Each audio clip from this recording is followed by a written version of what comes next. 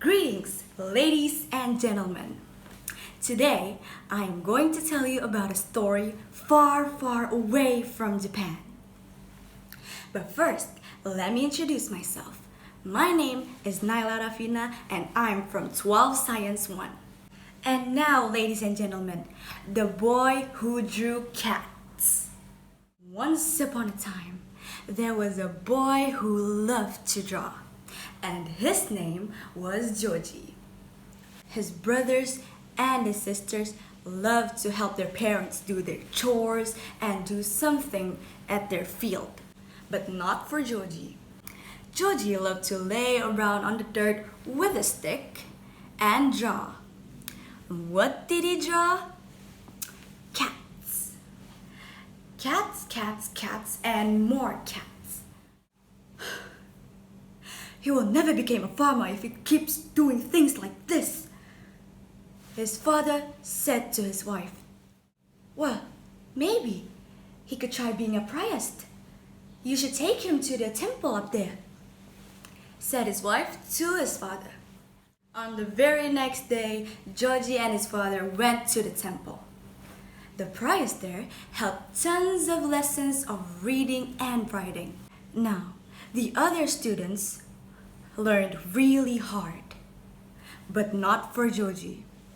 With his brush and his ink, he focused on drawing more cats on the temple. "Joji, I am afraid you will never become a priest. I'm so sorry, Joji, but you will have to go home." But he was afraid to go home. His father would be so angry if he found out that Joji did not become a priest. But then he remembered a temple nearby a village. Maybe I should ask the priest if I could stay there for a while. And so he climbed up to the temple and knocked the door. But there was no answer. And then he pushed the heavy door by himself. He lit a lamp beside the door, and what's inside the temple made him clap. It was rice paper panels and folded screens all over the temple. The screen he drew on the last was as long as the room. Joji covered it with one gigantic cat. The biggest, most beautiful cat he had ever drawn. Now, Joji began to feel tired, and then he found a cozy closet and settled inside. He slit the door shut and he went to sleep. But later that night, Joji awoke in fright. It sounded like a large, fierce animal inside the temple. Now he knew why no one was in the temple, and he wished he wasn't there either.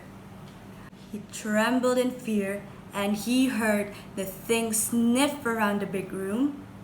It halted right in front of the closet, and then, all at once, a huge thud that shook the floor. And then, silence. Joji lay trembling in the dark, and when daylight finally comes, he slit the door carefully and peered out of the room.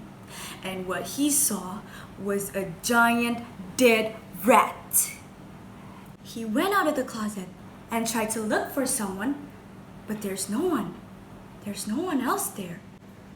He started to look at that one giant painting of a cat. Didn't I draw the face to the left and the tail to the right? Joji was sure of it. But what he saw was the exact opposite. It had his head to the right and the tail to the left, as if it had just came out of the drawing and went back in. "Thank you, honorable cat. You have saved my life, and for as long as I live, no one will stop me from drawing cats ever again."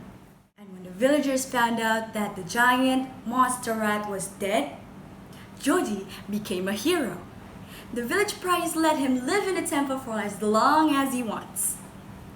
But Joji did not become a priest, nor did he become a farmer. What did he become again? Right, an artist. an artist honored by all of the people in the country, and an artist who just drew one thing. That's right, cats. And that's all from me. Thank you very much for listening to my story. I am Nayla Rafina from 12 Science 1. Assalamualaikum warahmatullahi wabarakatuh.